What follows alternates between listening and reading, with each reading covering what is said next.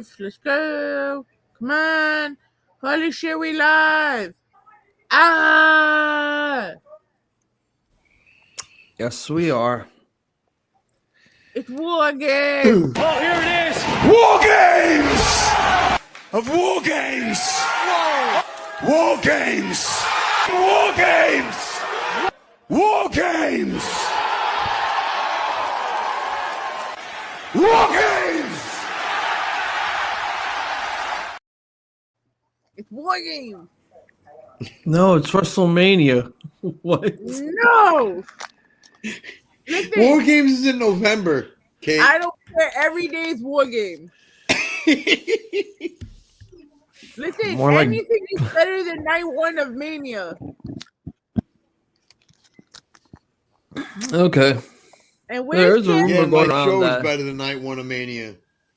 And then There's a where's rumor Cam? going around that they might do 2 nights of War Games Survivor Series. They I don't better know if have that's true. They better have NXT versus the main roster. I better see like blood everything. I don't think they're gonna do all that. Yeah, That's well, what I mean, AEW. I mean, is for. really, that's not a bad idea. To me, that's not a bad idea. Do NXT. Do main roster versus WWE. That would be great. Give us something different. NXT versus main roster. I mean, you Might should just go. do a women's War Games one night and then a men's the other night. That way, you don't have to have 2 War Games matches in one whole night. Because I know they do like a bunch of other more matches, but it's just it would just make sense for the benefit of people that actually want to see a 2-night Survivor Series. I'm not asking for it, but I feel like that's what's going to be happening since they want to do 2 nights of SummerSlam, and then they were talking about how Royal Rumble was going to be 2 nights as well. And that's bullshit if Rumble is 2 nights, because you barely want to stay up for one night of Rumble sometimes. But see, here comes a problem that we're going to be facing. Is look at what they've been doing with night 1 and night 2 of WrestleMania for last year and this year. Night 1 sucks, and then the card for night 2 is better. Like, why can't you kind of make both nights watchable? That's what they should be doing. Why did we get all the matches that we got on night 2 that were great? Well, apparently now TKO is in full creative control of WWE and not Trips. Well, what else is fucking new? We all knew that one. I mean, that was something that was bound to be said. I think that's why we kept seeing a lot of Hulk Hogan advertisements, because it's all just one gigantic TKO move. And it's not just the Hogan advertisements. It's, it's more than that. It's matches were cut short because they wanted to focus on the ads more than the matches. And again, like, people don't go to WrestleMania to look at commercials. That's what you have television screens for. We're not even here to look at the commercials. We're here to watch wrestling. And then, again, from night 1 in total. Sorry, night 1 though, like, it was just hella disrespectful because the way they disrespected the women's matches. I'm still mad that they really zoomed in and you saw the Hulk Hogan sign. Like, really, bro, during Stephanie Vaquer's entrance? I mean, that's gonna be the fans doing that. That has nothing to do with like but TKO the cameraman knew what they were doing. Here's the problem with the whole thing. You're advertising something that now I don't even want to watch because I kind of saw the coming attractions on Sunday night and Monday night during Raw. Who's going to want to watch that now? It's like, you presented us with the Hogan documentary on WrestleMania. There's no point in plugging it on Netflix because you practically showed us everything that we know about Hogan. Right. I don't think we really needed 5 minutes of Hogan documentaries on YouTube on how he was the third man, how he slammed Andre the Giant, how he turned babyface against The Rock at Mania 18. Like, none of us asked for that, but you did it anyway because, that was your motive. That was your move. I get it because brutalized him up the ass this year. It's just like with the thing that I said in the text message today. Like, WWE TKO have lost their fucking minds because there was something that I was looking at for several days on my feed on Facebook, and it was like how people were getting arrested because they were taking the WrestleMania chairs. I'm sorry. For the fucking prices that TKO paid, if those motherfuckers sat in those chairs, they should get them, or whoever else in the fucking arena. Well, from what I heard, because I saw the video, you have a specific wristband for you to sit in those chairs, and you're allowed to take those chairs home. I get that, like, people are highly upset because they paid an excessive amount of money to go to this stupid ass event. Yeah, grab a chair, but again, you're still TKO. You're stealing money from the people just because of the ticket prices. You don't think that like someone's just gonna walk out of there with a souvenir? Nobody wanted to go to WWE World and spend almost $7,500 on a John Cena New York City limited edition spinner belt. I saw the prices. That was absurd. Listen, I was so upset. Like they have a WWE collab with The Weeknd. I'm like, oh my heart. I didn't even want to check the price. I'm like, I'm probably gonna cry. So I'm like, I'm not doing this to myself. But see, everybody wants to talk about. Here's the thing with all you Nimrod people out there. You guys aren't realizing that this is not Triple H. It's all TKO making the ticket prices. It's TKO. What? The 51% shareholder. That's no one's fault but WWE's.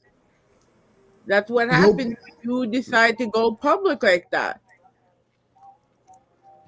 And now that there's things being revealed, it's like now everybody needs to kind of step back and assess the situation, because now what's going to happen is, because TKO has all the power with all these storylines. That's why we got fucking McAfee, and that's why that match was a shit show. I mean, come on. Randy Orton's not a heel. He'll never be a fucking heel.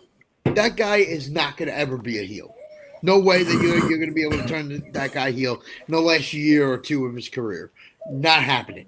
I hear voices in my head. Two. You had Pat McAfee go out there. He can't. Hi, what up, Kofi?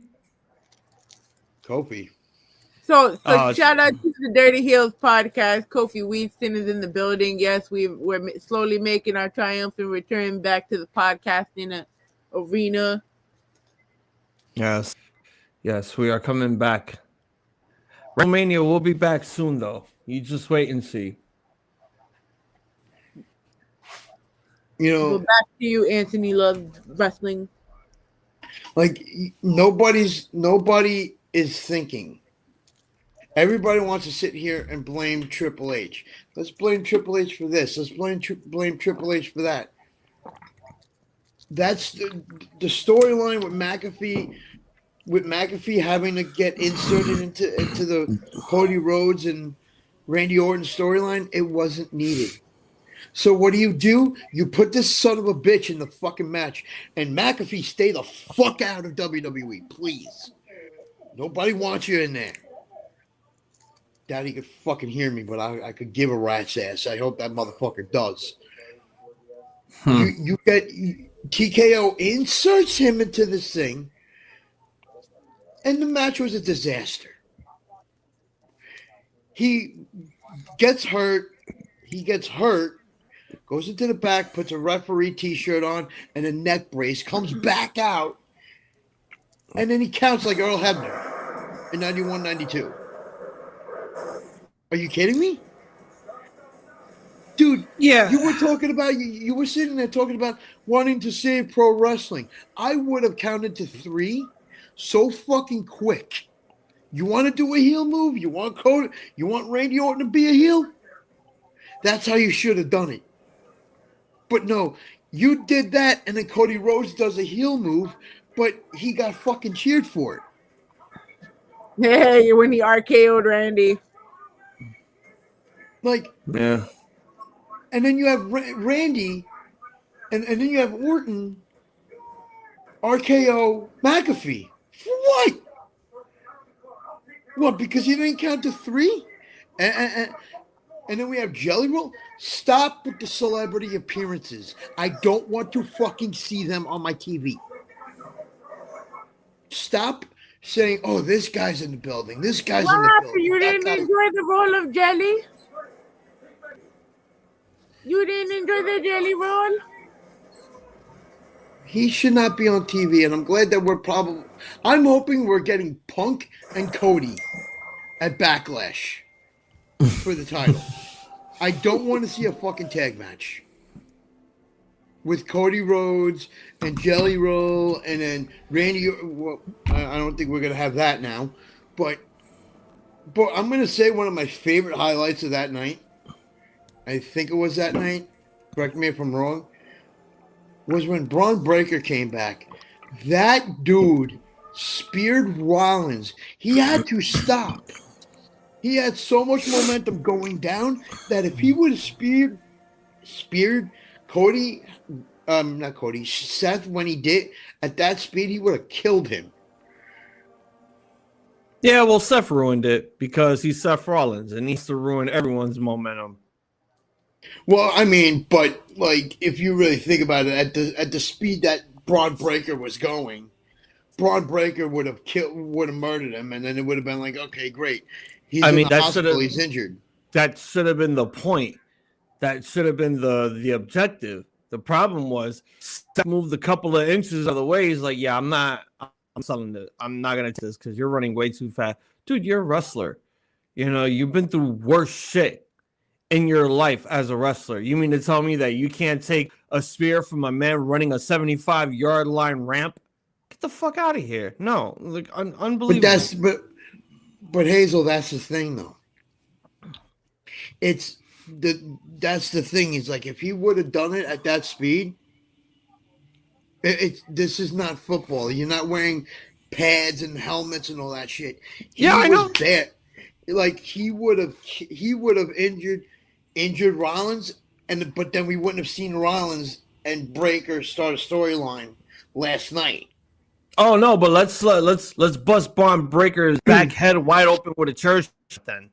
That he took that shit like a champ. He didn't complain. He didn't bitch. My thing is just, you know, because we're gonna go into detail within all these matches. Seth is a bitch. He can't take a spear worth shit. And it wasn't like Braun was running, you know, faster than the speed of light or the speed of sound. Oh no, he was. He was not in Mach 3. The first spear, yes, I understand, but I'm talking about when he went down, when he went up the ramp and he fucking just started running down the ramp, spearing him. He was not running that fast. He ran like any other normal wrestler would. Like it's the fucking Royal Rumble. Seth could have taken that. But no, he gets busted open in the back of the head, though, by a steel chair. Because Seth is like, oh, I'm going to get my... What receipt? Like, what receipt? Seriously. I mean, for me, I feel like that one was kind of played smart on Breaker. Because Breaker was like, I don't want to injure the guy, but I want him to also sell for me. Because he didn't, the way he hit ISHO speed last year at the Rumble was nowhere near as hard as he would have hit Rollins at going 70 like 80, 100 miles an hour down that ramp. Because that's a lot of momentum. That's a lot of momentum that he has. So if he didn't slow down when he did, he would have completely hurt Rollins. And I kind of wanted that because I'm tired of looking at that guy on my TV. Like, he really wants Seth to retire. Like I don't want him to retire. I just want him to go away. Go be a dad. Go do something with your life other than dressing into your wife's outfits. Like, go away, bro. It'd be nice. That was a good one. I like that one. It'd be nice if you go away for 3 fucking years because nobody wants to see you on TV. The only reason people see you is because they just want to hum your song and all that bullshit. But you're not like you're not really interesting anymore. I'm a Rollins guy. I am a Rollins guy.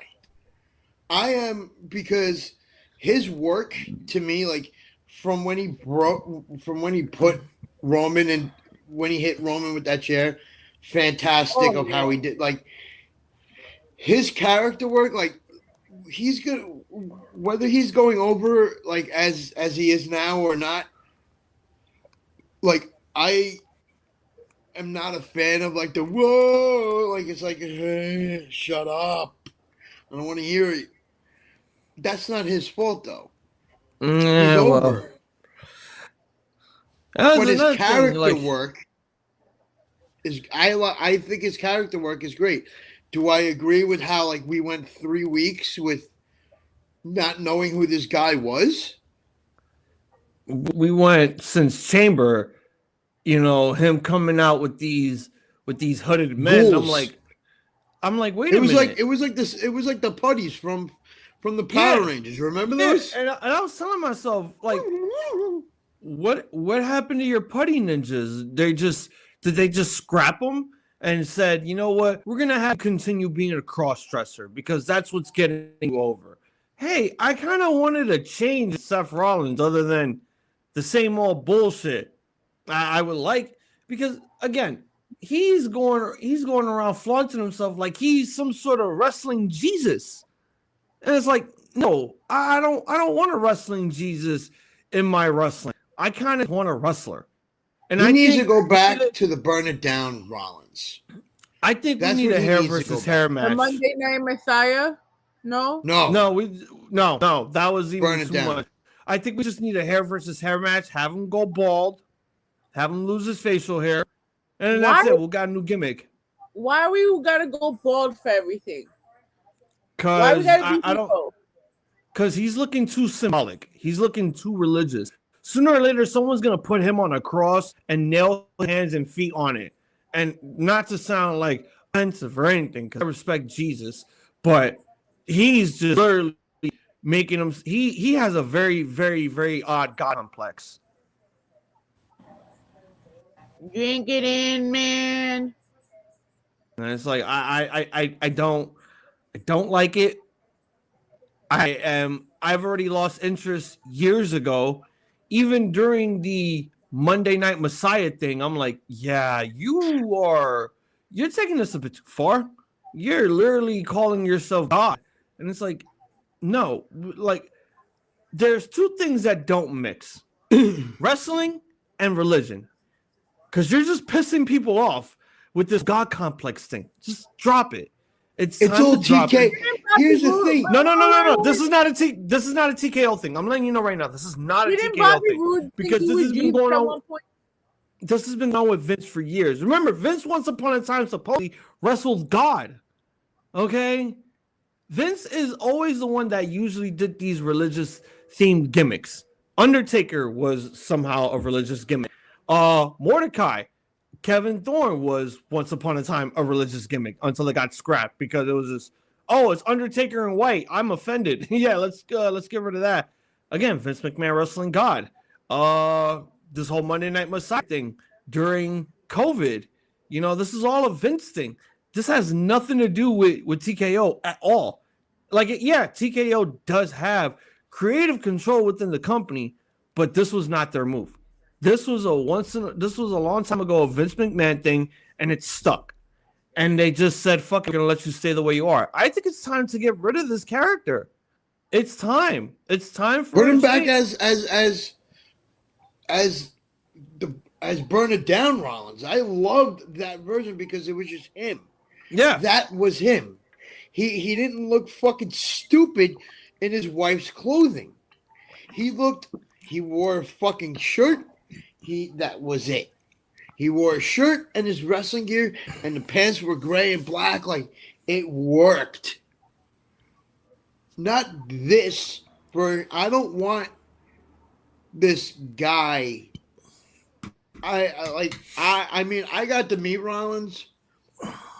My conversation with him wasn't even about wrestling, which was cool. Yeah. It was about the Chicago Bears and how much they suck. Boo! Because Rollins is a Bears fan, so it was like I was like, dude, believe me, the Jets aren't any better. Like, hey, come on, man. Come on, man. Like, look, our football team suck. I'm a Jets and Bills fan. I don't like the Giants, but I like the Jets. I like the Bills. Who? I like the Bills. I like the Jets. I never liked the Giants. Bills? I've never heard of them. Buffalo. you're cracking jokes now. Yeah, you're really cracking jokes now. Look, Josh Allen's winning the Super Bowl next year. Bet your money on that. Wait. No, I'm calling it for 20 years. Sorry. No, not 20 years. Why? Look here, you fucking Pat fans. You all need to go jump off something, right? Leave. Tom Brady will forever be football Jesus. But all you Pats fans, you get on my nerves. Literally. You're getting. This is why the Pats lost the Super Bowl. Sam Darnold would put all your asses. A Seahawks team whipped your ass. Yeah, it goes to show you how bad the Buffalo Bills are. If they're letting the Seattle Seahawks beat them. Oh, I don't even want to talk about that.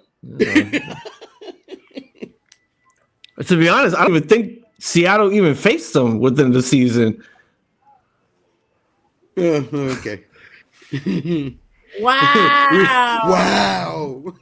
Wow, that was Relax. savage. Can't hear you over all those rings. Oh wow. See, you got jokes, huh? Okay. That's what S. Cookie 8615 said. But I mean, it's just like you got to get rid of. But you didn't even know who the Bills. It tells me all I need to know. Listen, I'm messing with Hazel. That's all it is. I'm enjoying it. It's not me doing it this time. You know, I'm gonna get Danhausen to just curse the Patriots, just so they can start losing. Can we curse Tom Brady? What about the No? What about the Mets? Tom Brady, Danhausen, curse Tom Brady. Juan Soto, who they're paying $175 million to, is now injured. Francisco Lindor can't even play baseball right. What are we doing here with all this shit? Yankees suck. Look, it's gonna take a while until we get the perfect team for the Jets. We get good players and everything else. We will win one. Okay, like Spider-Man always used to say, everybody gets one. Okay, not every football team. The Jets didn't have it when they had Sanchez. They should have won the Super Bowl with Sanchez. The defense sucked, and so did their offense. We could have won with Aaron Rodgers until he broke his fucking ankle in the start of the game. I'm like, oh man. Aaron Rodgers is a complete joke for them. It was sad. It was a sad day indeed. It's just a sad day to be a Jets fan every day of the week. Yeah. I know. In all seriousness, like it's just like, you know, even with the Giants, like the Giants are no better. Like So, the yeah, Giants are just as bad. We're gonna curse Mike Vrabel. We're gonna curse Drake May. They got rid of Stephon Diggs, that woman beater.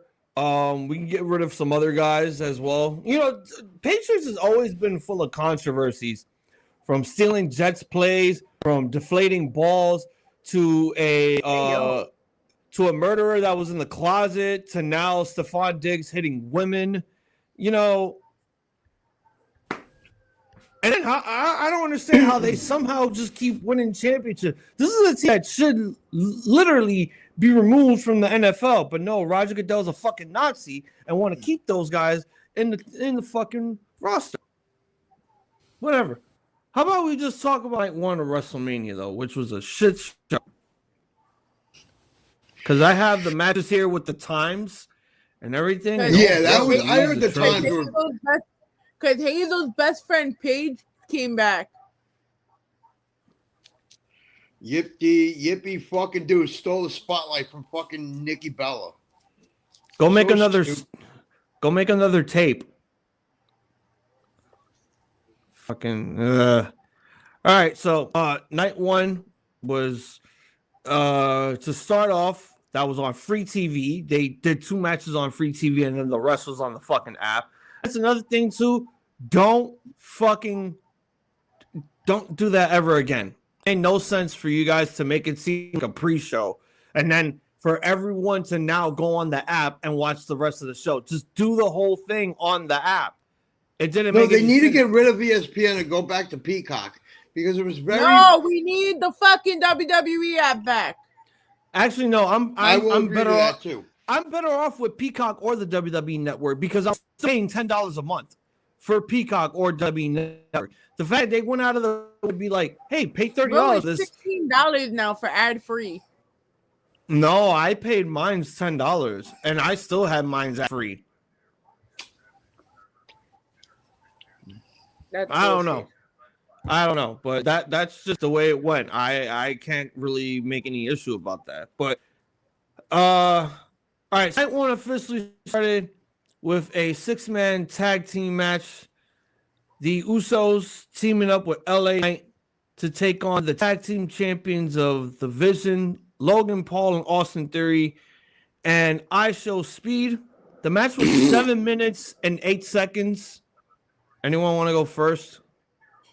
I mean,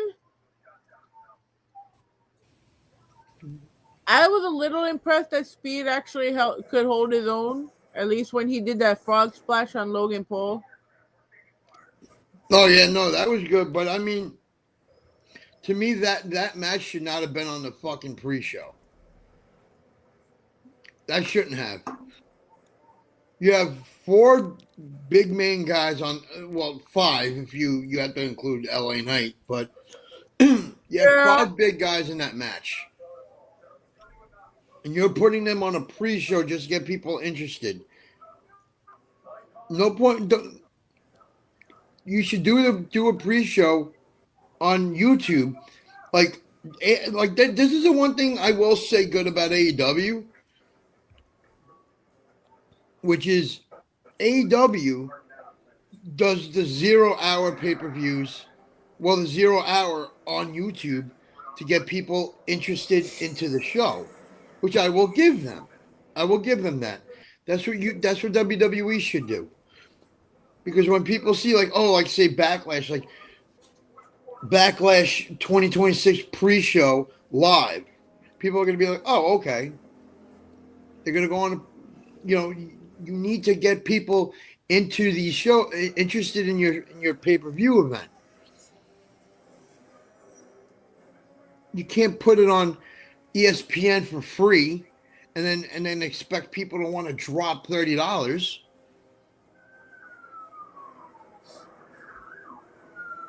Yeah, I mean, listen, if you think about it like that, then that means Brock Lesnar's retirement was put on free TV as well.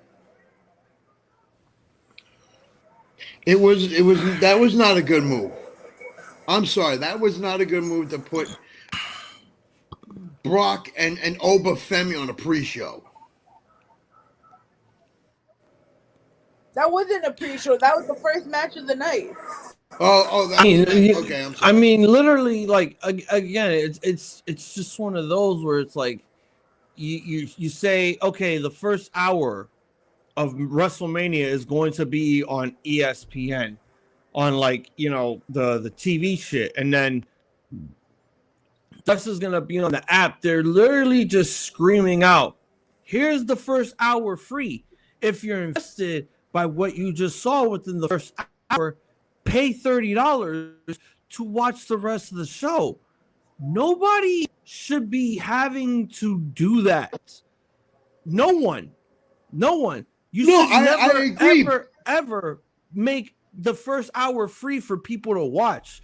Just remind people that the app is only $30 to just watch, or you got your legal channels. Like, I don't see why TKO thought this was a good idea.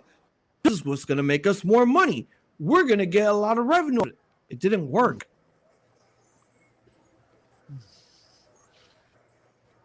It did not work. No, I agree.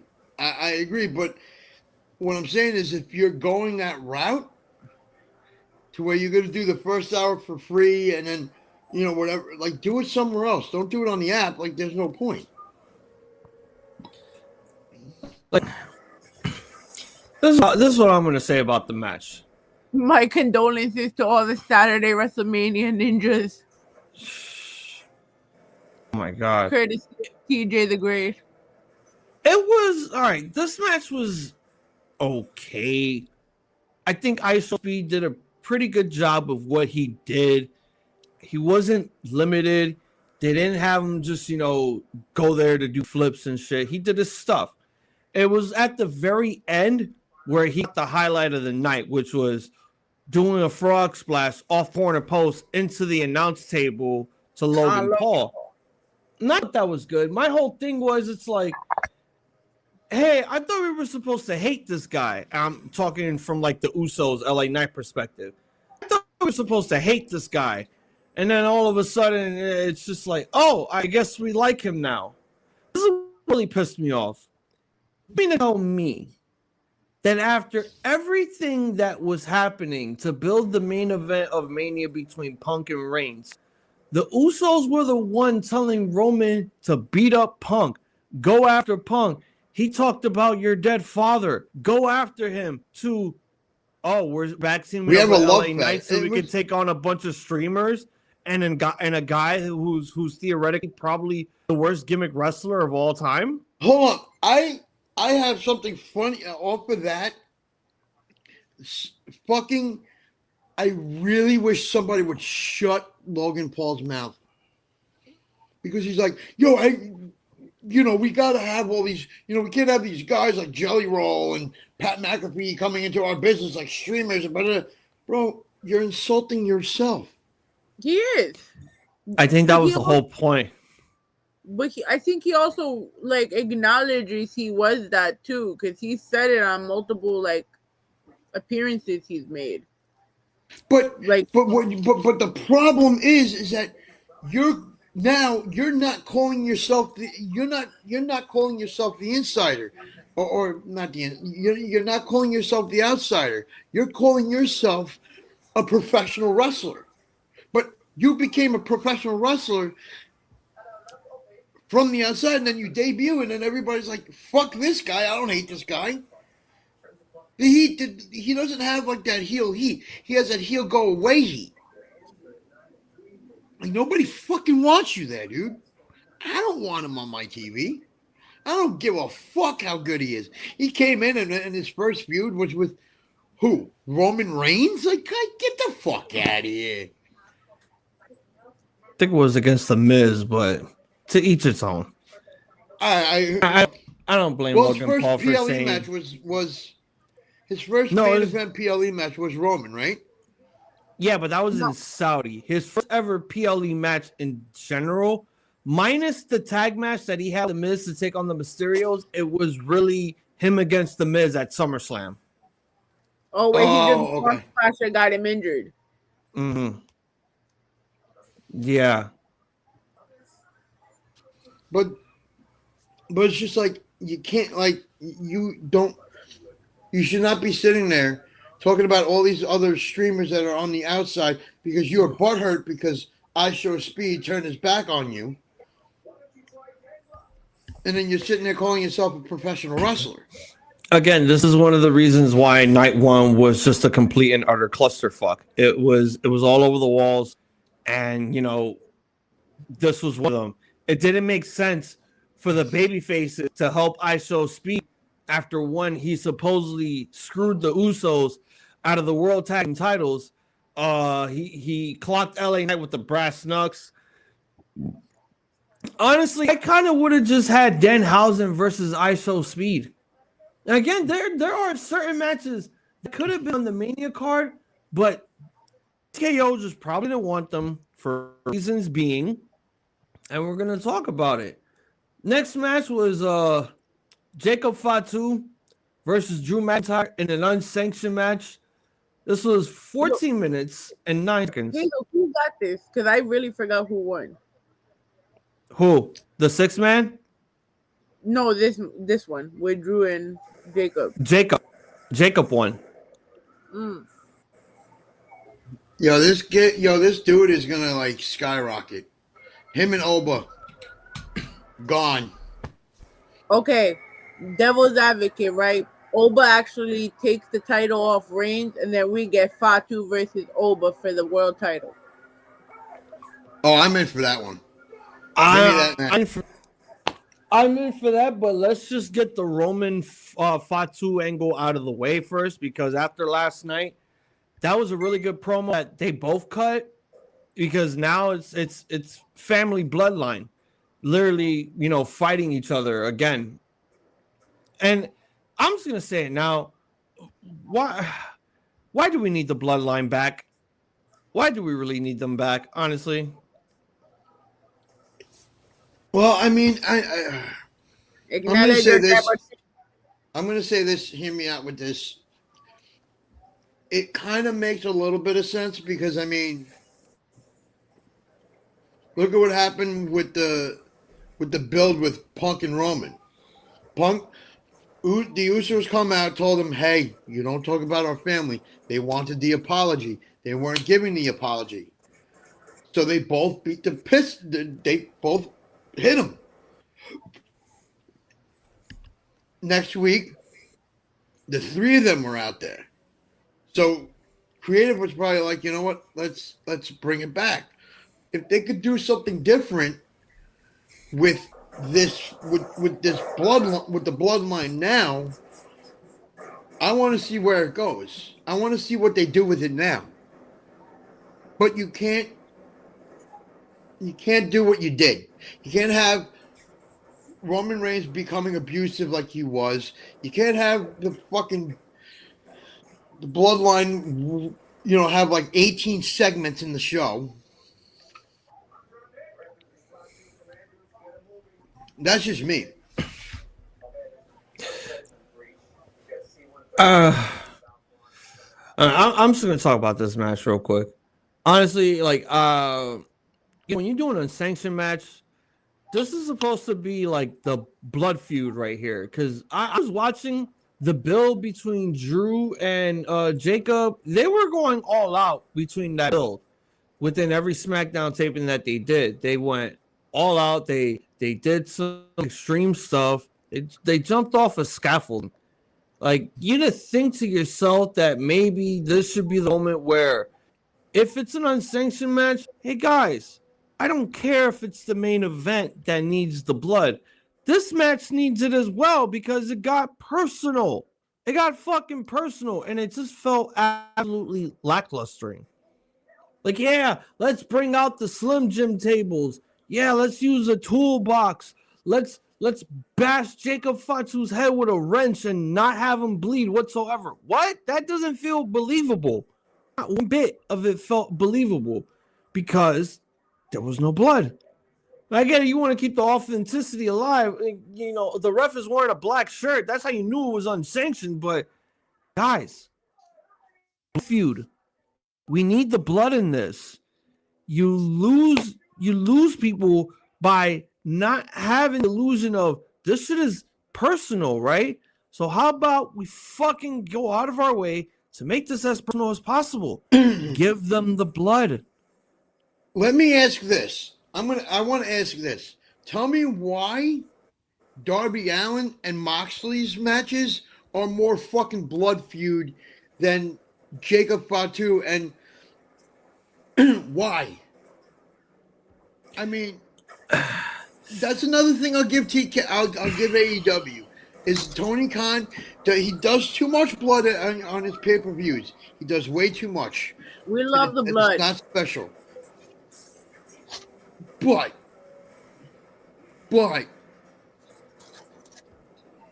you need to put it in the feuds that matter. 1, 2, with TK with Fatu and McIntyre. That dude, they've been going at it with each other for fucking months. Because I remember it started with them two, and then it started with Cody, and then it was Cody and then it was Cody, Fatu, and Drew. It was like, what pay-per-view was it when that they faced each other at? Who? Drew and Fatu. Yeah, was it Cody and Fatu or was it? I don't remember. I probably wasn't around at that time. Katie, you remember? What, when it was Drew and Fatu? Yeah. I think it was during the Cody time. Him and Fatu and Cody. Was that Rumble or was it oh my god, what was the pay-per-view before Rumble? Because didn't I hear that Drew McIntyre won the title from Cody at the Rumble? That was the Three Stages of Hell match. Yeah, wasn't it that? Because I don't like, that's the thing. Like I said, I was going around this time, so I didn't watch a lot of wrestling during the time that I was away. But it was more of like when I heard stuff, I kind of heard it from like the grapevine. I didn't get to watch it fully because, again, it was Saudi Arabia. Why the fuck would I watch that? But at the same time, I also told myself, do we really have a feud between Cody and Jacob? Because I don't remember anyone telling me anything about it. I feel like it was a short-lived feud. Maybe so, but who knows? Anyone else want to talk about this match before we go on to the Abomination? Oh, it was Saturday night's main event, January 24th. That's when it was. Okay. But even that, it's like you gave us no fucking blood. Meanwhile, Drew McIntyre comes out on Saturday night main event and throws Cody and Fatu into a table. So, where do you get off not giving us any blood? These two guys, I've seen it too. The amount of war, like, I mean, I would be at practice whenever they were shooting SmackDown, when SmackDown was being aired. But I'm watching the highlights and I'm looking at the videos on YouTube and I'm like, if there's no blood in this match for Mania, WWE fucked up. And it's like, hey, Drew, you have a sword. Use it. It's unsanctioned. Use it. I know it's fake and all, but fucking use it. No, we can't use it because it's like it doesn't. It's like, why is it that it's like, why we're watching a street fight match and it's a no sanction match? These guys should be beating the fucking piss out of each other. Let those two guys go out there and do their job. And they would, both of those guys do their jobs very fucking well. I've seen some of Fatu's matches on the indies. That dude could beat the hell out of somebody when he wants to. And on top of that, let's say this, Fatu got a undefeated streak so far. He's 2-0 at WrestleMania. Will he get another win next year at WrestleMania? I don't know. But it was still whatever for what it was. My thing is, stop with the advertisements on the weapons. I don't want to see a Slim Jim table anymore. I want to just see a plain table. I don't need to see product placement on weaponry. It just makes sense. We don't need to see. We don't need to see product placement on a fucking ring. Period. We don't. No, I we do heard the not. green shirt guy got his name on the ring though. That was hilarious. They're giving that guy fucking. The way this shit's being ran is becoming a fucking joke. Yep. You took what was so good 2 years ago, 2 or 3 years ago, when Triple H first started fucking running this shit. The guy was fucking killing it. TKO comes in, and we're getting fucking hokey pokey, ABC 1 2 3, Sesame Street bullshit. Give me the fucking edge. Give me blood in the fucking matches that fucking matter. I go to a hardcore show and I see more goddamn blood on the floor. Sorry, but I see more blood on the fucking floor at a hardcore show than I do now in wrestling. Yep. You do. You absolutely do. Now it's just pathetic. It's absolutely pathetic. Like, unsanctioned matches don't feel authentic anymore. They just feel hokey. It feels out of place. For that, you could have just called it a goddamn street fight. It wasn't even, but it, don't even say that, because the street fight the next day, it wasn't even a street fight. They never made it to the street. Well, that's the whole purpose. Again, all these matches feel the same. Unsanctioned matches, no holds barred, street fights, no disqualification match. They're all the same. They're all the same. Again, this is another thing that I will give AEW. When AEW gives you a street fight, you're watching it. Like, I can't tell you the amount of times I've watched a Moxley and Omega feud, and those guys are fucking bleeding 2 minutes into the fucking match. Those two guys, AEW knows about unsanctioned and street fights. They know what to do on pay-per-views. Yep. Your WWE, you guys had the fucking Attitude Era, and you can't give us that kind of shit. You can't give us, you can't give us those kinds of matches. Street fights meant more. Street fights had a bigger fight feel. The Fatu and Drew McIntyre had the big fight feel, and you probably made it so fucking hokey that it came off and looking so bad. What the shit? I'm gonna go. I know it. Next month I'm gonna, or whenever I'm gonna go to a hardcore show. There's gonna be more blood on the fucking ground than I've ever seen in WWE lately. I'm also getting sick of seeing Cody bleed. Stop. Somebody gotta bleed. But it's always him. Yeah, Orton bled a little bit, but Cody Rhodes came out last night with a black eye, fucking scars all over his face. Like, I'm like looking at him, like, holy shit. And RKO and Randy Orton had just blood just coming from here.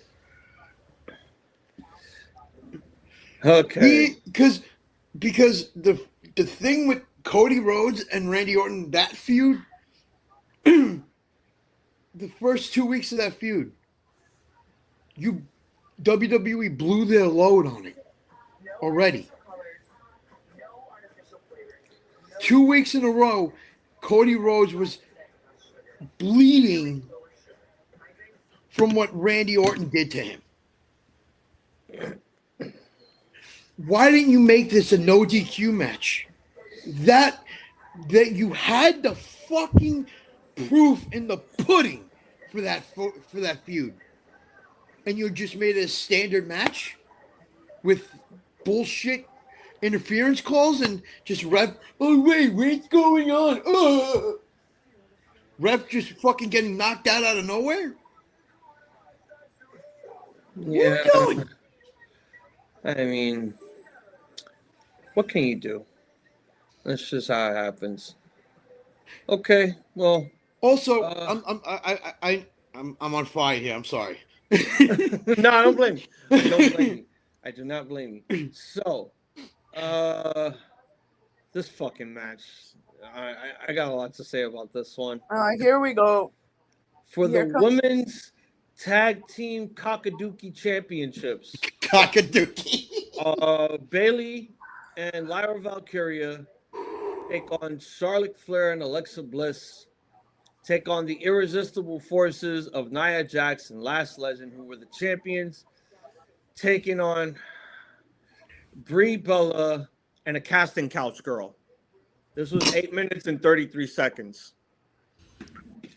So I smell a hater, and hater I smell. I mean, if Hazel's going to hate on this, I don't blame him. Because from what I saw and what I heard about the match, no, I don't like the result. I'm a Paige fan, so I don't like the result of the match, but I'm happy Paige came back. But again, that's WWE blowing their load too early. They give you something too quick. Like, you could have had her come out for the build for the fucking match last week. And then not only that, Paige goes on the post show and goes, "Oh yeah, I'm a WWE girl." Bitch, you were just in fucking AEW. Shut your fucking mouth. Shut up. Like half of the people that went to AEW and came back? Yeah, this is my home. I was always a WWE guy. Look at Hazel blending. Like, he just... Sorry, Hazel. Sorry. Wasted potential. Waste of a return. Wasted match. Total waste on the women's tag team titles. They should be flushed down the fucking toilet for what they did here, because it did absolutely nothing for some of the women that went out there to compete. You could have gave it to the one team that was actually getting more build than the Bella Whores, than Charlotte and Alexa, than the Irresistible Forces, which, by the way, they came out in the white demolition outfits. I kind of thought that was cool. That was kind of cool. It was. You give it to the one team that had zero build, no build whatsoever. I remember. No. Hazel, this was a build. This was their build. Ready? It was that them getting interfered with in the match last Monday. It was Nia Jax and Lash Legend getting inserted in being interfering in the match. Don't you know that? Come on. I think it was just a complete waste of everybody's time. Yeah, you're all fucking idiots for cheering Paige coming back to the E. Woo, big the pop. marks. Wow. I don't care. I don't fucking care. Would you have felt different if it happened another time? She's wasted talent, wasted potential. Never should have came back from the company that told her she had to retire because neck issues. You could have just went back to your family's promotion and helped them out. Get them, get them noticed and get them some notoriety. Why do you need to come back to the E? Why? Explain that to me. Here comes the funnier part. Here comes the funnier part. A couple weeks ago, when I did that thing with at the oh my god, at Brentwood Suffolk Community College campus, the big event.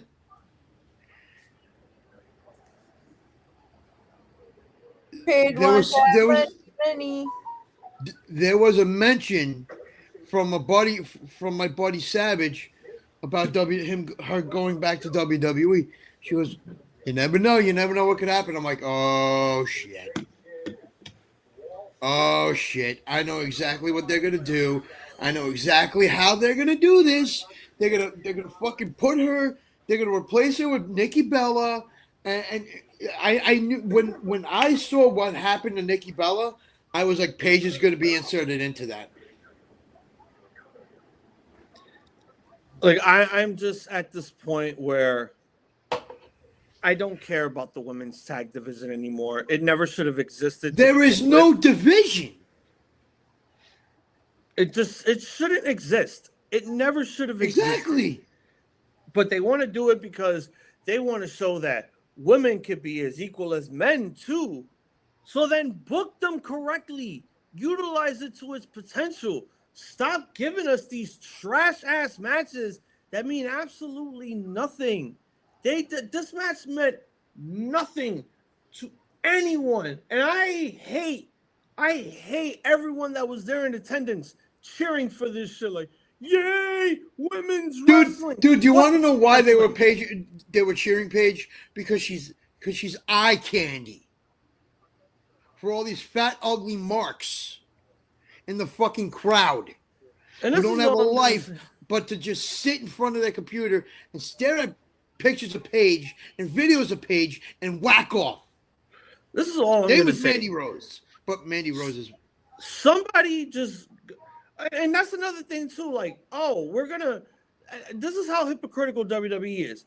We're gonna let go of Mandy Rose because she was posting spicy content on her fan page because she apparently wasn't making any money in WWE.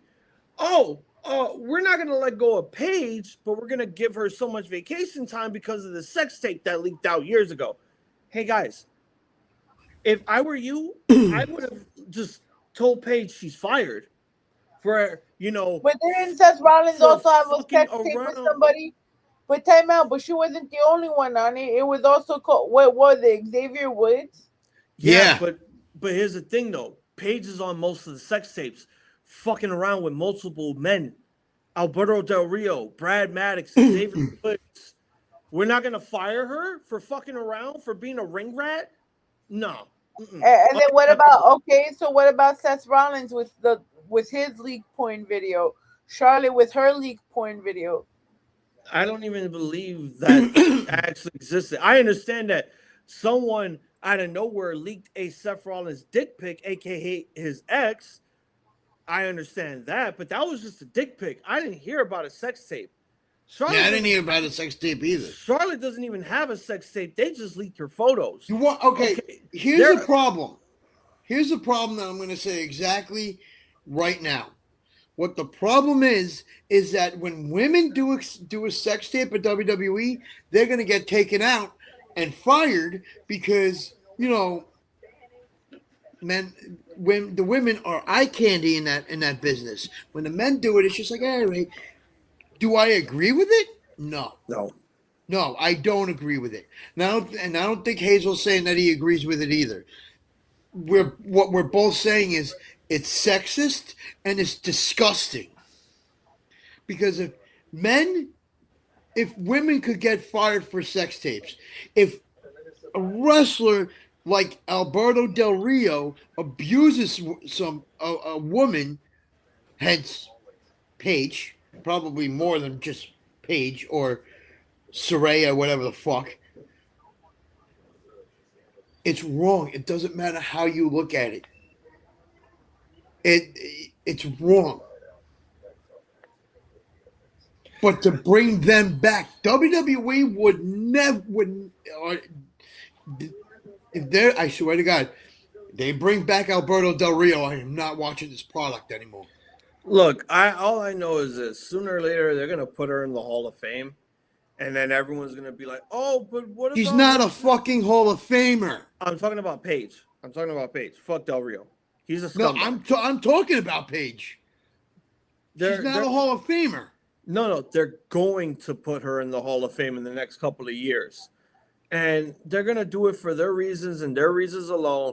And then everyone's going to go out of their way and like, okay, what about China? She doesn't get her own Hall of Fame induction? No, because she did a sex tape with X-Pac. Oh, but Paige has a bunch of sex tapes with a bunch of guys in the locker room. Don't matter. What are you talking about? You know, that doesn't exist in our well, hey guys, you go to any porn website, that's still there. It's still there. It's not going away.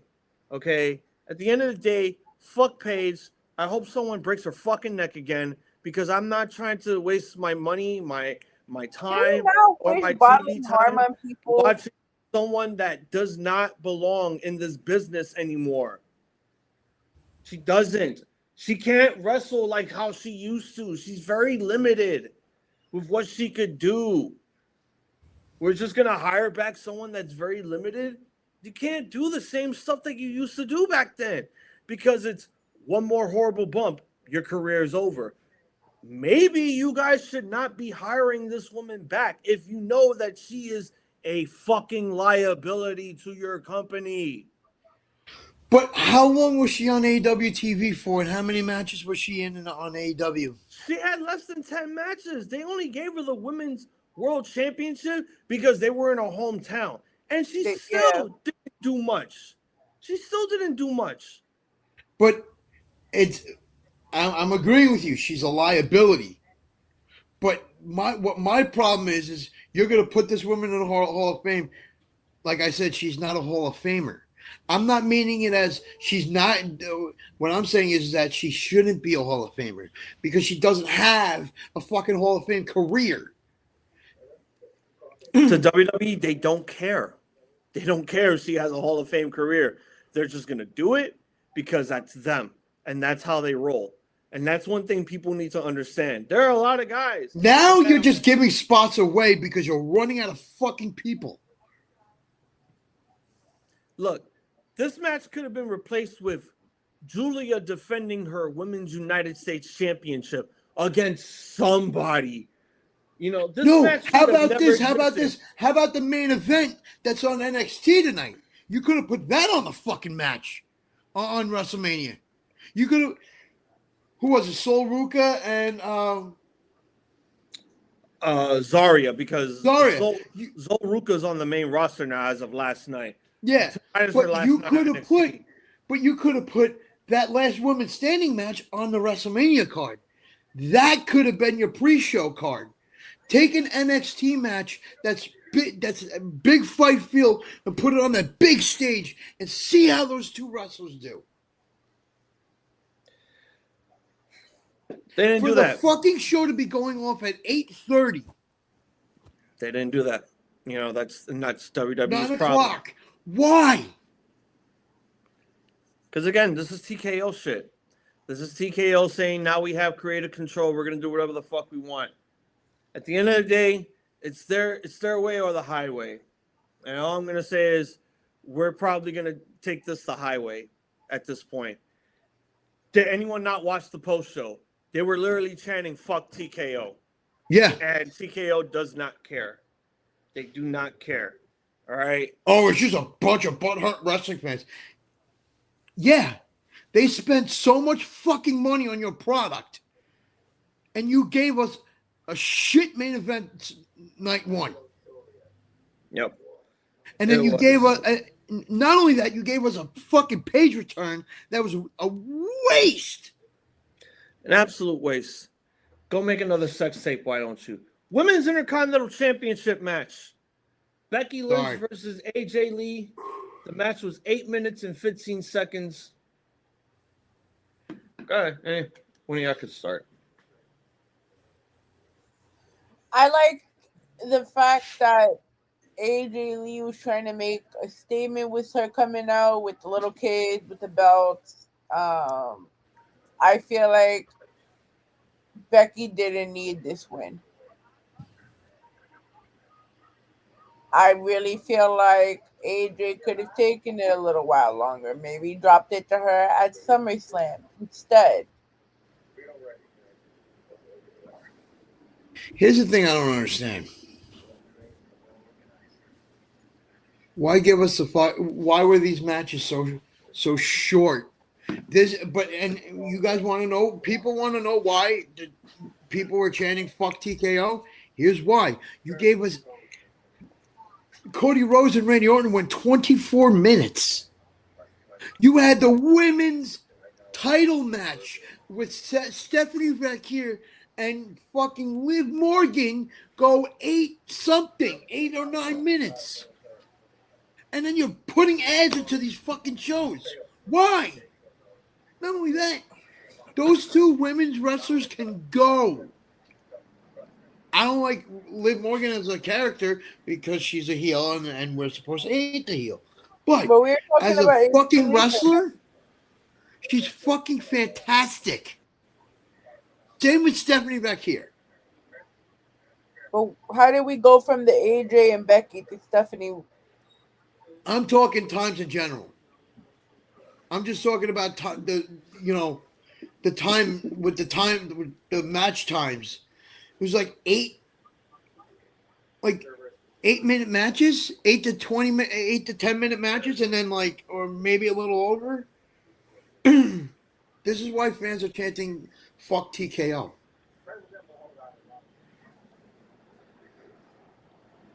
With night 1 and night 2.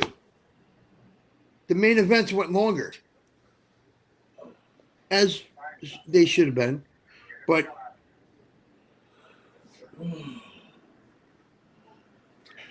I think this match overall, this was I actually enjoyed the hell out of the Women's Intercontinental Championship match because there was a story there. There was this feud's been going on for 9 months since AJ Lee made her return at SummerSlam. They've been feuding back and forth. My thing is, there should have been a stipulation to this match. There really should have been. Yeah. And I'm not gonna say that them having multiple one-on-one matches was bad and all, because I've seen all of them. I had to actually look back at their first encounter going into this encounter, and they were all really good. I saw the chamber match where AJ won the Intercontinental Championship, and I'm like, okay, nice feel-good moment there. All because she's in her second home of Chicago. I enjoyed the hell out of it. And I enjoyed the build. The build was actually pretty good between these two. It was like, oh, your daughter's favorite wrestler is going to be me, not you. And I'm like, oh, well, now we're getting somewhere with this. It was 100%. I was fully invested in this match overall because I like Becky Lynch as a performer. I like her as a heel. I like AJ Lee returning. And I like that, we have this year's generation versus the one from eons ago facing off against each other. And AJ Lee, a future Ballot Hall of Famer in my book, no doubt about it. Oh yeah. This match actually sold me to a very good degree. I enjoyed it, and it was also you also had that little tidbit feud between Becky Lynch and the referee Jessica Carr when it came to the turnbuckle spot and everything like that. I had fun watching this because there was a story to tell, and they told honestly a pretty good story here. Becky was 0-3 against AJ Lee, and she had to get her win back somehow, some way. I was kind of miffed that it had to be this way, but you know what? Beggars can't be choosers. Becky Lynch had to get her win back. I'm absolutely satisfied with what they did here. Yeah. I mean, go ahead. Sorry. That's all I have to say. Yeah. Oh, I mean, I like the story with. I did like the story with this match because it's like you had AJ Lee and Becky Lynch feud with Rollins and Punk, and then that led into at WrestlePalooza, and then that led into Hell in the Cell, which this was the only women's match that had a story, which is Becky's so sucky. He's only saying that because he lost this match. Look, we all lost it. Who cares at this point? The match actually was good. but that's what they are.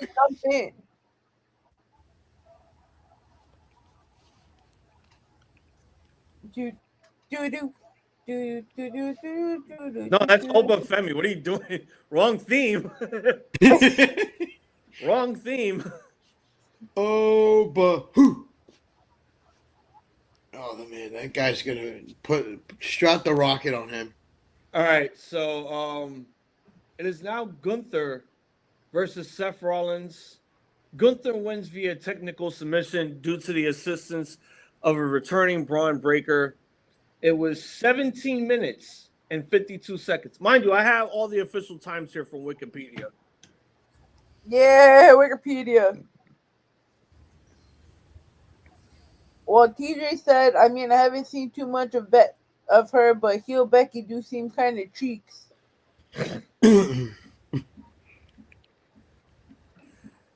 Okay. Look, I'm not gonna lie. This was another one that kind of picked up what was technically a very bad night one. I can't hate on Seth Rollins' work ethic because he's a really good wrestler. I just don't like the character. I don't like his outfits. I hate his theme song. But him as a performer is fantastic. No. That's the difference. Him as a performer, actually, like, it's actually really good. It's entertaining. I actually get to sit here and enjoy a good match between someone facing Seth Rollins. My whole thing is, dude, go away for 3 years. Go and be a dad. I'm tired of you being on my TV. They actually bring their daughter with them on the road. I think that's cool though that they made like the Ian environment where they can do that though. Yeah, thanks Stephanie McMahon for that.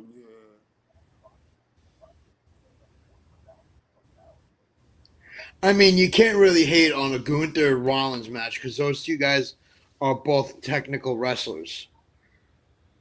I consider Rollins more of a high flyer than a technical guy, but who am I to say?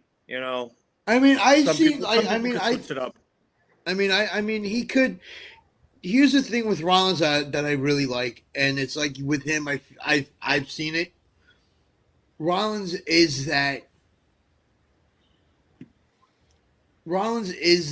guy to where you could put him in any situation, and he'll soar. He'll flourish. Yeah. In whatever role you put him in whatever kind of match that you put him in, you can put him in a freaking street fight. That guy's gonna murder it. You put him in Hell in the Cell, he's gonna kill it. Except for that Bray Wyatt match, like Hell in the Cell match, that was terrible. Yeah, that was bad. But I mean, but then it's like you have Gunther too, who's a technical wrestler. He's a technical wrestler. Like it's good. It was like a good difference and a good balance. Like you had a high flyer and a technical wrestler. They could balance out, but the thing was there really wasn't much story going into that match. No, that wasn't because the feud was built within like a week and a half, 2 weeks in. Everyone, and that was another thing too. Everyone was so worried about, oh, Gunther doesn't have a match at Mania. Oh my God, this Mania is not going to be good without Gunther. And it's like all of a sudden here he comes. And then now it's like Paul Heyman is the favor gimmick. Like, you owe me a favor now. And we all know where that favor is going to lead to. SummerSlam in Minneapolis, Minnesota. Gunther versus Brock. Not happening. No, it's happening. It's happening. Because I had to watch that match again. They did not blatantly say that Brock Lesnar was retiring. You know how many times wrestlers have put their shit in the middle of the ring and say they're calling it quits? They're not calling it quits as of yet. They're saying like, okay, the way that Brock did it, it's like saying, all right, this is my final WrestleMania. This is it for me. After the last match that I'm gonna have, that's it. I'm done. And that is going to be what SummerSlam is. SummerSlam is going to be the retirement match officially. That's going to be Gunther versus Brock. And I understand why people were literally just in a complete and utter uproar that Brock was like putting his shit in the middle of the ring. Guys, if you paid attention to the commentary, Michael Cole never said that Brock Lesnar was retiring. Brock Lesnar never even said that he was retiring. This is just him saying, "This is my final WrestleMania, and we're gonna see where we go from here." And we all know where it's going. I don't hate the fact that,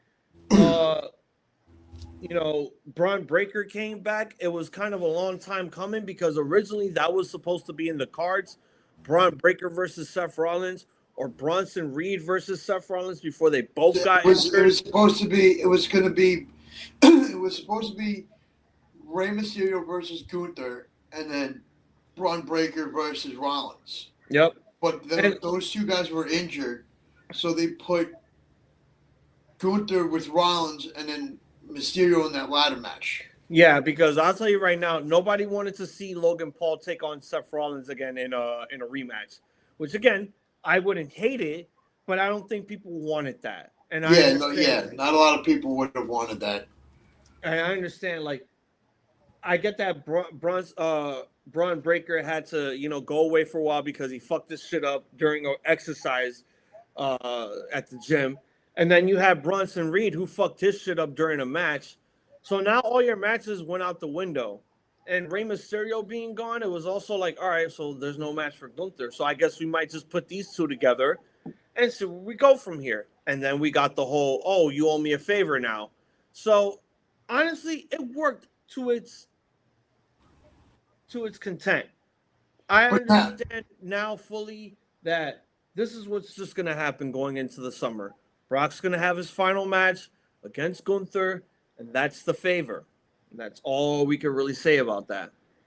But now here's my question. If Bronson Reed and Braun Breaker were both healthy, and you were like, okay, well, we want to put Rollins on the card, and we want to put Braun Breaker and Bronson Reed on the card, who would you have had tag with Rollins? I don't know. I really don't know.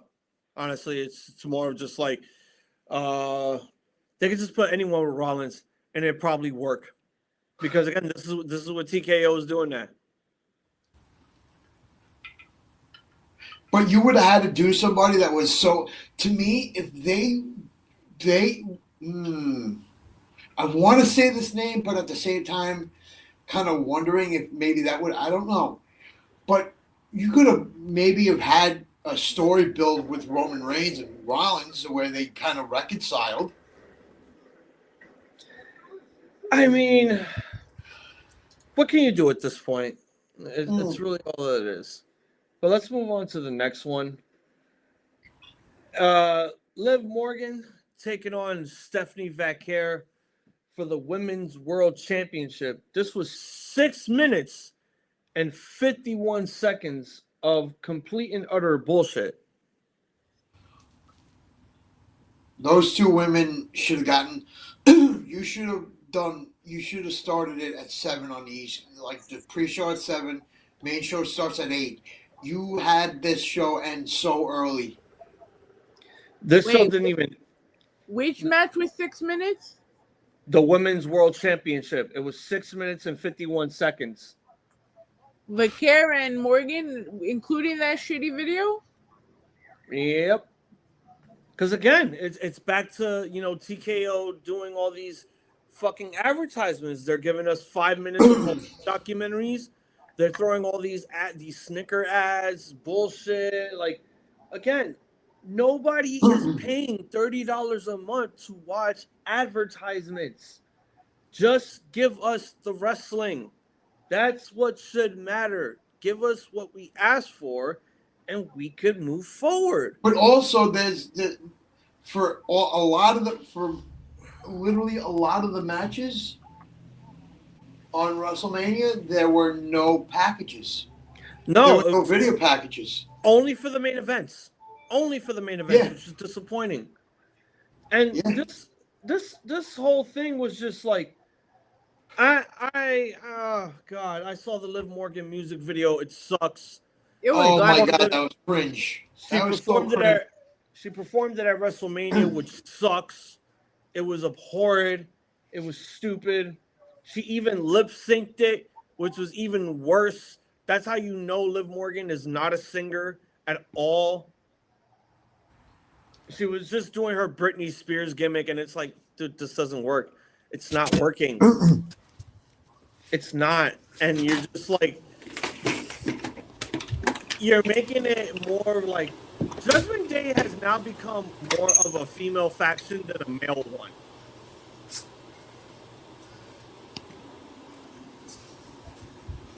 And I think that's the problem. Like Liv Morgan in charge of the Judgment Day, I think it should be Dominic Mysterio that's the leader, but who am I to complain, right? You know, this is what TKO wanted, this is what they wanted to do, and they're going with it, and there's really not much you could say. But this match was way too fucking short. Absolutely way too short. And then all the excessive interferences. Honestly, they should have just kept it on Vaquer. It doesn't make any sense for Liv Morgan to win the title back.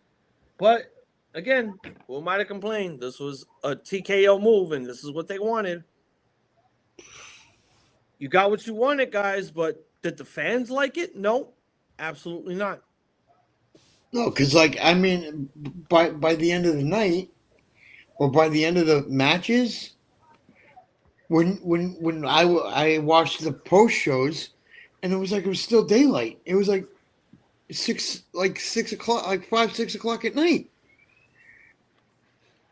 What are you doing? What are we doing indeed? Like, all your pay-per-views end at night. Why did you start? You had WrestleMania start at 6 and then end at like 9:30. What? Night one ended at 10 o'clock, and the only reason why they kept it there is only because of the fucking advertisements. The advertisements, again, if you had like 3 hours of advertising. It was literally just that.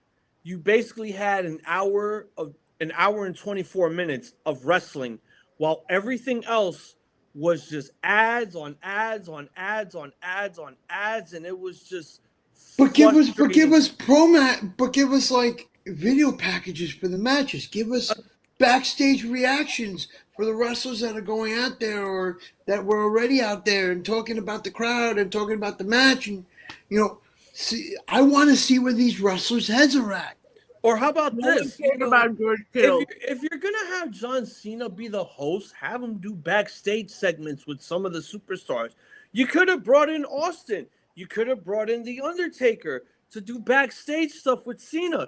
You could have done something with Danhausen instead of waiting for night 2. You could have done something, but you didn't. You just basically said advertisements are more important than backstage segments or backstage interviews or any kind of promo whatsoever. Here's 5 minutes of Hulk Hogan documentary that you're going to more than likely watch on Netflix. I don't even want to watch it. I don't want to watch that shit. Why would I want to watch a racist documentary? But not only that, it's like, who's going to want to watch that now when they pretty much gave us the whole entire documentary on night 1 and night 2 and then last night on Raw? And they're probably doing it again tonight during NXT. Oh, I didn't get the documentary on night 2. I don't think any of us got it because the show ended early on night 2. I think what they were giving us was just a whole bunch of Snickers ads, a bunch of bullshit, but no Hogan at all whatsoever, which shocked me. It was a great night that there was no Hogan. I mean, it's just like this is the first Mania with Hogan not here. It's like, who cares? Like, yeah, I get it. The guy passed away. Yeah, it's sad. Okay, great. But there's so much more of what you could be giving us with those matches. Like you could have put more matches onto the card. Fuck the advertisements. We didn't need them. You could have given us more matches because I'm sure that there were a lot of matches that could have been put on that card. You didn't need to add Rey Mysterio into a ladder match for the Intercontinental Championship. You should have you should honestly, for me, you should have done a tag match with you could have put like Mysterio with I don't know, like Damian Priest, and put Dom with JD. Had a tag match with those two guys. Yeah, but With those four guys. But R-Truth is teaming up with Priest, and that's why they're the tag team champions. Okay, but so what? But I mean, Rey Mysterio has obviously has history with Dom, and so does Priest. You could have had Truth at ringside during that match. Dude, what are we talking? What are we talking about again? I think we got lost. I think we're at the main event already? Now we're gonna hit the main event, which was Cody Rhodes versus Randy Orton for the WWE Championship. Longest match on night one was 22 minutes and 44 seconds. Is that including the packages and the entrances? No, just bell time. Did they even have packages for Cody and? Yeah, they did. Again, it was only the main event that got hype packages. It didn't even feel like it. Well, they had one. I was watching it, and I was like, oh. So we're only getting one hype package for both main events? Like, that's pretty absurd. Like, I remember I was at I was playing. I didn't get to watch night one because I was playing. I got done playing my set, and I look at my phone. I'm like, wait, WrestleMania is already over? He fucked up Cody's eye, though. Oof. That man's eye. I saw that on Monday night. I was like, oh, damn, dude. That man's eye went bye-bye.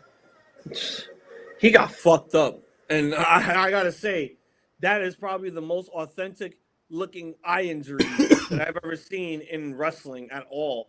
You know, I literally this. Look, I hate the build. I hate the build the minute they showed Pat McAfee's face, because it was just like, why? Why did he need to be a part of this? He didn't fit into the main event scene not one bit. It was just, oh, I'm here to manage Randy Orton. Well, you're gonna get fucked up first, and you're gonna have some jelly donut looking motherfucker put you to a table, put your thumb up so that everyone knows that you're okay, and then you're gonna come back later in a ref shirt and not even do a fast count. Bro, if I was a heel managing another heel, I'd be automatically fast counting the fuck out of that match like it was a WCW main event. I would have just done that in order to get everyone shocked and then pissed off, only due to the fact that it had to end that way. But it didn't, and Pat McAfee got what he deserved, which was a fucking RKO by Orton, because even Orton was just like, yeah, this whole thing was a waste of time. I should have never called you up. I should have never let you put voices in my head. Like, I got my own voices to tell me what I need to do. You know, Cody wins. I enjoyed the hell out of the blood. The blood was fun. I like blood. More blood, please. In some of the matches, not just for one match in particular. That I don't like. I don't like that. Did Cody need this win, though? Did he really? I don't really care. It's more just like, this is exactly what I said. Randy didn't need the win. He's another one that's, I'm almost out the door, guys. I don't think I need this win. My back hurts. I can't be carrying the title on my back. But from what I heard about that was Orton didn't start selling the back until midway in the match. Yeah. But like, where was the all of the sudden need to sell the back? Where was that? When did that happen? Did that happen in the match? Did that happen like? Oh no, it happened. It happened during the match. There was a spot where he did a superplex, and he was selling his back a lot. I don't understand these fucking fans. You're cheering for Randy Orton even though he's technically a heel, and you're booing Cody Rhodes knowing that he's the baby face of the company. I hate They fan want him bases to like get that. healed so badly. They want Cody to go heel so badly. But it's like, guys, you know it's not gonna work that way. Like you need a reason as to why Cody but needs to turn heel. But here's the other thing though too. How are you going to turn Cody Rhodes? They want Cody Rhodes to become a heel, but he's going to be a likable heel. He's not going to be like that like that.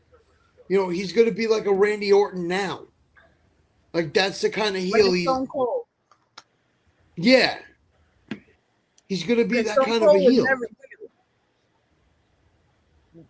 Look, Like- go ahead. No, it's just like what more are you going to do? Like what? How are you going to turn this guy heel? They tried to do it in AEW, it didn't work. That's because he didn't want to do it. That's the thing. Right. It's not all about what you want to do because you were an EVP Bless in you. another company. Thank you. You have to accept the fact that, like, if you're not likable, then be not likable. Turn. There's nothing wrong with you turning. You did it in New Japan. You did it before you left, WWE. Why can't you do it now? Why couldn't you do it years ago? It's not. But see, you have to. He's Well, got hold to on. do something. But the thing is that he's going to have to do something fucking drastic. It's If you're not going to about- turn him heel, you're going to have to turn him heel against Punk. I don't think he needs to do anything drastic at all. It's more of just like, just fucking do it. Is it gonna hurt you? Why? Because what? You're gonna lose your merch sales. You're gonna lose, your revenue. Like what? Why does that matter? Why does that fucking matter? You have a tour bus. You have your own tour bus. You have your own. You have your vodka. own whiskey. You have your own cigar. You have everything that you could have wanted. You have a daughter. You have a black wife. Why do you? Wow, need- why you have to say it like that though? I'm black, okay? I can get away with that, all right? Why do you need to continue with this babyface run when it's going to mean absolutely nothing in the next year and the next year and the next year? This is the perfect opportunity for you to actually become a heel as a champion. Fuck these kids. Why do you have to be the opposite? It's like, oh, I'm doing it for the kids. Last time I checked, your name ain't Sting, okay? You need to go out there and be like, fuck these kids, fuck these basement dwellers, fuck you fans, fuck everything. But see, here's the Literally thing though. fuck everything. What WWE or TKO is not thinking of is a mere fact that he's going to still be the top guy in the company. Look at MJF. MJF, as a character, you hate him because he's a heel. But MJF is hilarious though.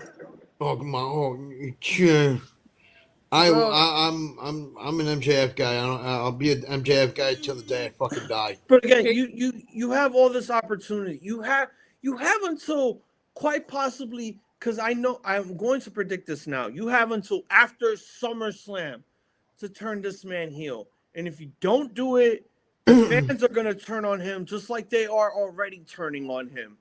He got But wait a minute. He got booed at Mania. He got booed during his entrance. He got booed during his match. He got booed when he won. Everyone cheered Randy But Orton. see, punched but the wait a shit minute. out of him. But wait a minute. I want to bring this to you now. What if WWE doesn't want him to turn heel? That they want it to be a natural turn. Not do something but have it be like a natural, like, yo, why don't we just? But you can't do to Cody what you did to Roman back in the day, because what you did to Roman back in the day was you shoved him so like down our throats so many times to where you wanted him to be a babyface, but the crowd wasn't having it. Don't do that. But again, you can't do it. You can't do it naturally. You have to find some sort of drastic way to make this character turn heel. It can't just be, oh, Cody leaves and then all of a sudden he makes a return. He has black hair. Boo him now. No, that's not how that's going to work. You have to do something that will get the fans' attention, that will get everybody talking. Is that why The Rock is possibly coming back, DK? I mean, that's another thing. You had that one opportunity to just sell your soul to The Rock, and you're just like, I'm still with the people. When deep down, the people have already turned on you. But it's like, what are we gonna do? It's like, what are we gonna do with him now? Because I don't know. At this point, and that's the thing. Maybe like creative is running out of those kinds of ideas. Like maybe they're just like, fuck it, like let's just keep putting the belt on Cody. But maybe what you could do too. So whenever you could do one or two things with Punk and Cody, which the first one I don't see happening, the second one I do. Okay. Backlash. Have Punk take the belt off of Cody, have Cody, or even at SummerSlam, whichever way they want to do it, at whatever event. If you're doing it, I would rather see this at SummerSlam. But what you could do is take the belt off of Cody, give it to Punk, have Cody be so pissed off that now all of a sudden, now here we are. What do we do? We do a post-match attack by Cody. The sportsmanship is out the fucking door with him. You could do that. You want him to go heel? There you go. There's your heel turn. That's your heel turn right there. But if WWE doesn't do that, you completely lost your opportunity. At that point, you need to turn him heel. Well, now we're on to night 2. Congratulations, Bianca Belair on the baby. Yeah, that too. Yeah. Yep. Brock Lesnar versus Obafemi. This was 4 minutes and 46 seconds. Did you say 4 minutes? Yeah, I told you it was going to be less than 5 minutes. Damn it. It's a big man match. They don't go less than 5. They don't go more than 5 minutes. Well, wait a minute. How long were the matches with Samoa Joe and who was the other guy? Braun Strowman? Yeah, him. Longer. Yeah. Why couldn't you make this match a little bit long? Hey, you know what? I kind of see it. Because again, had story. Oba's still green. He's not like very green, but he's still green. He hasn't been. This is his first time in the big spotlight. So yeah, I understand. And I see that. Also understand that Brock is very limited with what he could do as well. He's at that age where he can't do longer matches like he used to back in 2002 to 2004. Yeah. So, yeah, it's absolutely understandable. This match was still good, though. I enjoyed the hell out of it. Everybody woke the hell up. They were like, oh, God. It didn't feel like 4 minutes. Well, it kind of did. I really thought it was going to be 2 minutes, but they went longer than expected, which, again, I'm not hating because it was so fun. It's nice to see two big, meaty men going out there just beating the ever-living crap out of each other.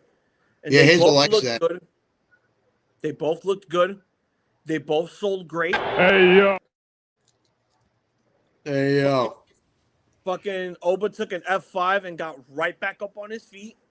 That just tells me that, this is the guy that we're going to be pushing going forward.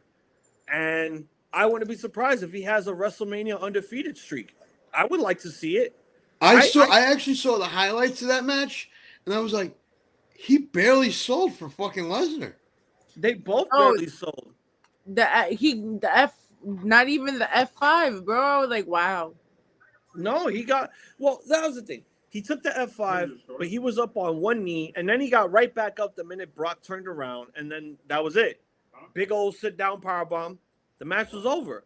And then we got the moment of Brock putting his shit in the middle of the ring, implicating, yeah, guys, this is my last WrestleMania, but I'm not done yet. I got one more match, and it's going to be with an Austrian guy. Yeah, that was. I mean, the story with that match was just great to watch. No, it was. It was absolutely great. I mean, I enjoyed watching that build a little bit because it was like what I liked about it was like you had Paul Heyman come out and pretty much it was like it's like if you really look back now and think about it, he was throwing hints that it was going to be Obafemi. And because everybody knew it. But like that last what I loved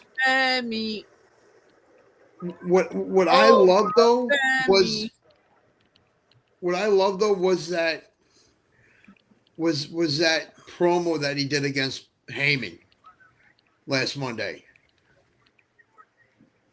That promo with Heyman was great. It was fun. It was definitely fun. All right. Well, the 6-pack ladder match for the Intercontinental Championship.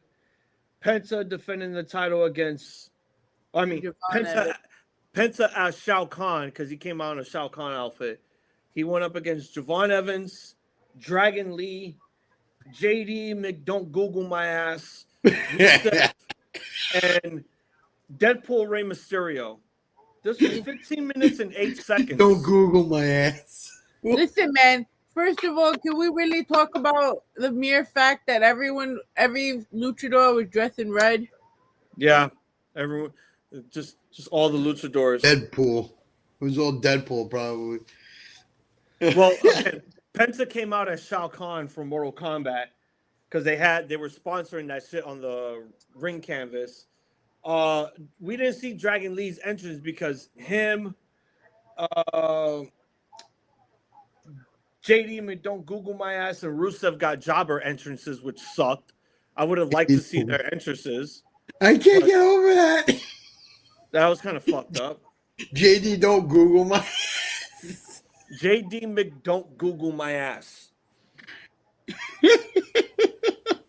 I just call him JD McNuggets, but okay. This was a car crash that I kind of was excited for because when you have a title up for grabs in a ladder match at WrestleMania, it's fun. It's super fun. Yo, Javon Evans is one crazy jackass, though. Oh, yeah, he is. He absolutely is. Rusev died, which was great. Rey Mysterio didn't really do much. I think it's mainly because, like, he was old.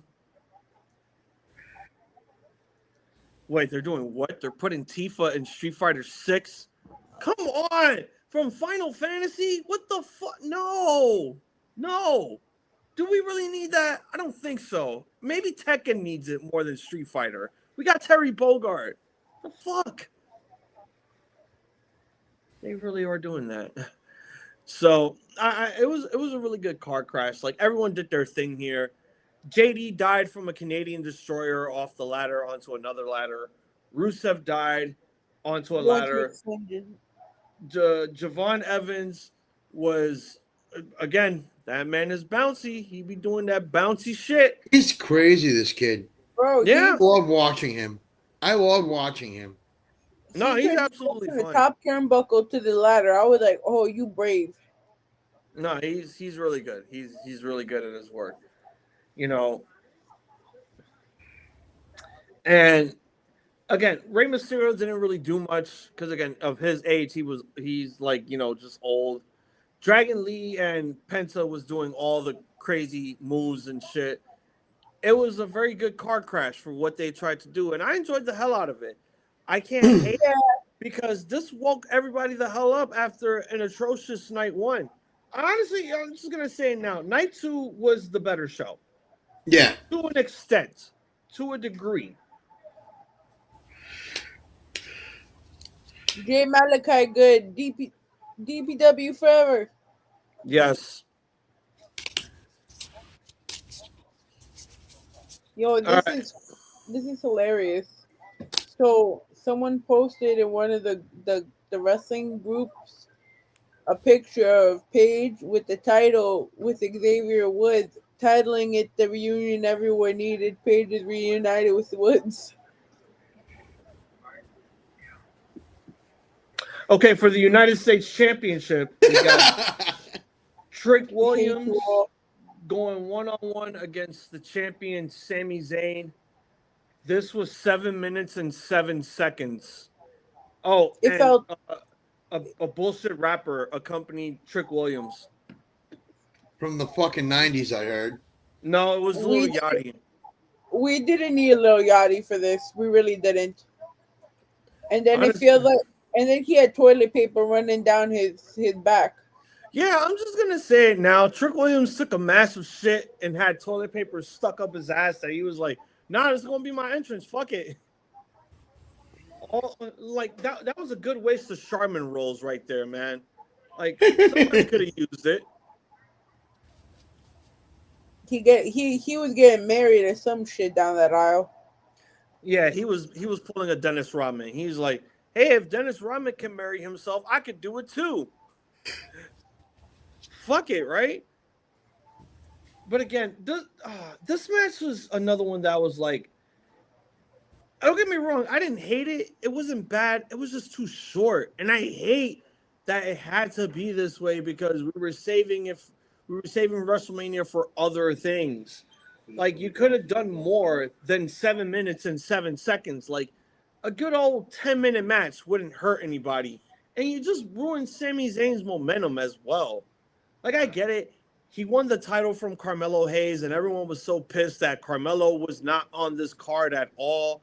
Like, that man honestly deserves a fucking rematch. And they didn't give it to him. They just said, fuck it, this is the match at Mania going forward, and that's what we're going to do. And I'm just like, well, you guys just ruined the U.S. title at this point. You could have just done a triple threat, and the match would have been even great. They should have put Carmelo in that card.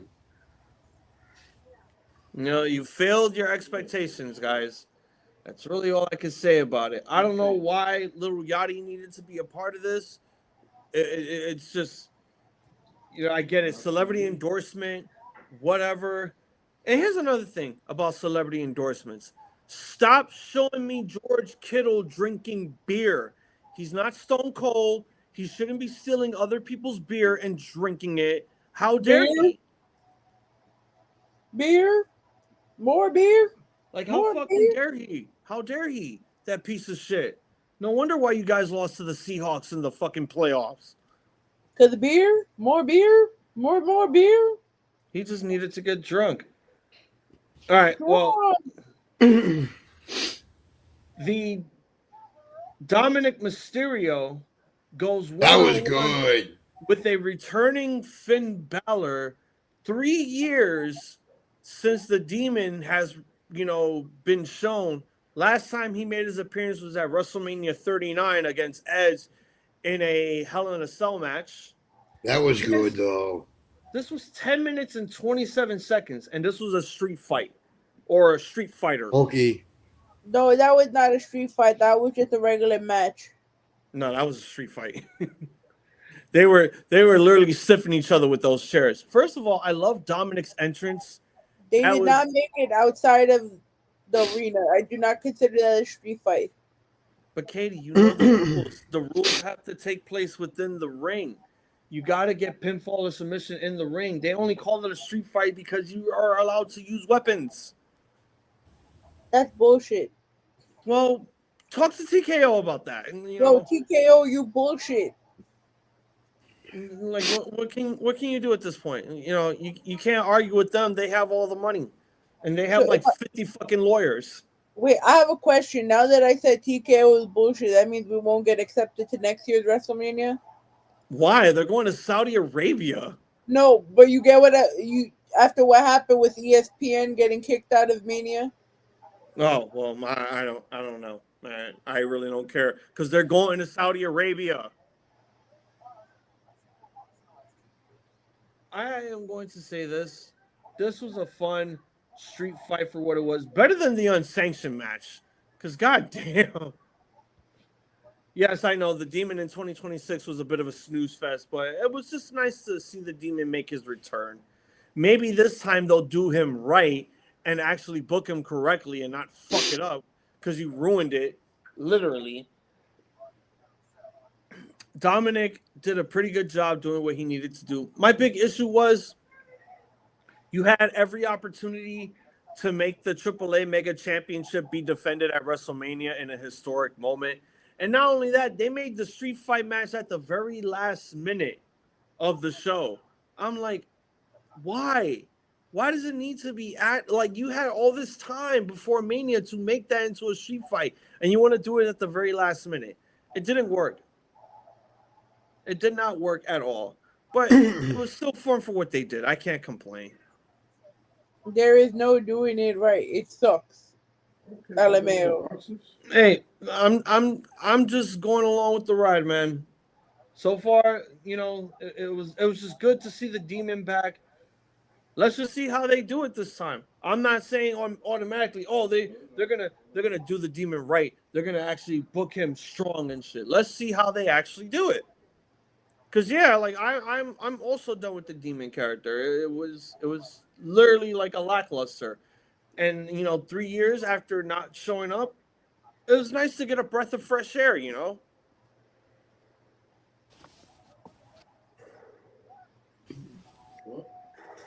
All right, well, Rhea Ripley going one-on-one with Jade Cargill for the women's championship. This was 10 minutes and 8 seconds. 10 minutes and 8 seconds too long. There was no botches on Jade's part. I was surprised. All I can say is, you know, good shit. Good shit. That means that someone went with Jade to a warehouse gym with a ring in it, and they practiced and they practiced and they practiced. It was all about practicing. And yeah, Jade hitting a one-winged angel, that was actually pretty impressive. I can't hate on that, not one bit. It was absolutely fun to see Jade pull off some unique and new moves. I can't hate. I just don't like the fact that maybe it was a bit too long for what it was. And, you know, it exceeded my expectations. Everyone was expecting Jade to botch, which, okay, cool. I mean, but, you know, Jade takes the time and her ability to just go out there and become what she needed to be. I just don't like the fact that it's like, we're doing what AEW did, and that's giving her baddies as, like, her fucking enforcers. Like, nobody wants to see BFAB. I have no problem with Michin because she's a great wrestler, but BFAB on the other hand, like what, huh? I'm still not over the selfie that she was taking with Tony Khan. And speaking of Tony Khan, he was at night one of WrestleMania taking pictures with his adopted father, Nick Khan. Which is weird. Like, why are you at the company? Is that photo even real? Because I saw that photo. It's real. It's real. It's legitimately real. They would not. That shit would not be AI. It was real. Yeah, because then you see Jay taking a selfie with him too. Yep. But yeah, congratulations to Rhea. Once again, another victorious WrestleMania of her winning championships. All your belts should now belong to Rhea Ripley. It shouldn't belong to Charlotte anymore. All right. Mommy's world. And now it's time for the main event of night 2. It is CM Punk taking on Roman Reigns for the World Heavyweight Championship. Longest match of night 2. Longest match throughout all of WrestleMania. 33 minutes and 56 seconds. And mind you, this was the match I made Hazel mad. He lost to Negro Damas. Yeah, I lost by 1. I lost by fucking 1. To the man, the myth, Negro Damas, El Cero Miedo. I mean, like I wasn't really like that mad. Trust me, if it was my old me, I literally would like break stuff like Limp Bizkit. But you know, I'm trying to move past that. I'm proud of you, by the way. Yeah. That's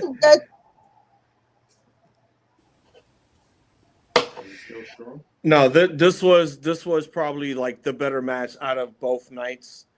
This was I wouldn't say it was the show sealer, but it's the match that got everyone glued to the TV. CM Punk main eventing again was actually something that everybody wanted. It was fun. The story in the ring was way better told than the build that they were doing, because it felt lackluster that every single week that I was watching Raw, they were always closing out the show with their promos, and I just was like, I'm losing investment in this. Like, but see, but it's like I said, it's like they did it with Cody and Orton, and then they did it with Punk and Roman. They climaxed that feud too early. Can I eat a bowl of cereal first before you turn it off? Yeah, I mean, it was just how it was. Like, I can't really, say much about it. The match is what really told it all here. And I am literally just like overwhelmed that the match was like almost 33 minutes. The entrances were great. They were very great. Punk coming out to the AFI theme, and then they did the Cult of Personality. Everyone said that he got a new entrance now, which was pretty interesting because I saw it last night on Raw. Hey, guys, I gotta go. I'm gonna go. A friend of mine's here. I'm gonna go to the gym with him real quick. All right. Well, yeah, I gotta get out of here too because the lights have to go off. all right, guys. So how about we just end it off here? Guys, where can we find you? Instagram and Facebook.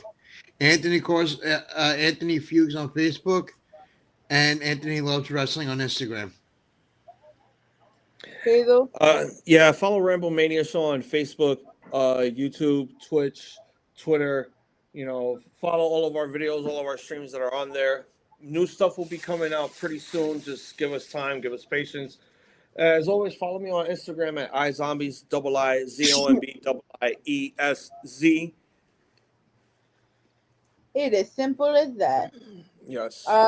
Guys, this was the Gorilla Talk Podcast. Thank you for everyone that was tuning in with us night 1, 2, and today. It's been real. You can follow us everywhere at Gorilla Talk Podcast, www.rawzonenyc.com. From myself, Anthony, who disappeared, and Mr. iZombies, we bid y'all a too sweet and a good fight and a buenas nachos, everyone. Hey, point and goodies to you all. We'll see you all next week. See you next week.